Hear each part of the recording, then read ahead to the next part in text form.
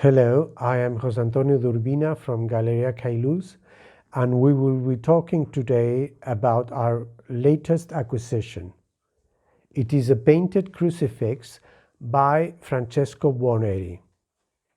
Buoneri was one of the pupils of Caravaggio, one of the earliest pupils of Caravaggio, that worked in his studio in the beginning of the 17th century, along with Manfredi, Spadarino, and Rivera.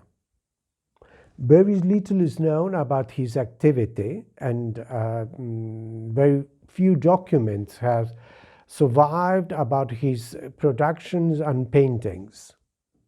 In 1613, he was commissioned to collaborate with Agostino Tassi in the decoration of the Casino Montalto in Bagnaia. And then in 1619, he was commissioned by Piero Guicciardini to paint the altarpiece of his family chapel in Santa Felicita in Florence. That is the fantastic resurrection now in the Art Institute of Chicago. Apart from these, very few paintings have survived by him, and Spain has especially a sufficient amount of them to make scholars think that he had somehow relationship with Spanish patrons or collectors. The Museo del Prado holds the Guardian Angel and a lady with a pigeon, and in the Royal Palace there is another painting by him. The painting must have been a specific commission due to the fact that is painted on both sides.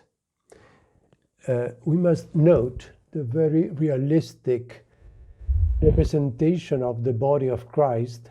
The Christ is still alive, and his torso is weathered due to the suffering, and it's almost hollow limb due also to the weight of the torso. We'll turn it around so you can see the back of the cross, where you can see very well the wooden construction that is almost like a depiction or a design of a carpenter, and that there are very, very sophisticated and realistic details as the points of the nails coming through the cross with some drops of blood coming down. The trompe-l'oeil almost character of the cross can be seen in details like you can see a glimpse of Christ's waist and his back on the border of the cross. You can also see here the depiction of the nail with a drop of blood. And then this fantastic, realistic, almost still life depiction of the bowl with the sponge, the hammer, the nails, and the crown of thorns. Then finally, if we turn it down again, we turn it around, you see here the very dramatic and amazing depiction of the skull.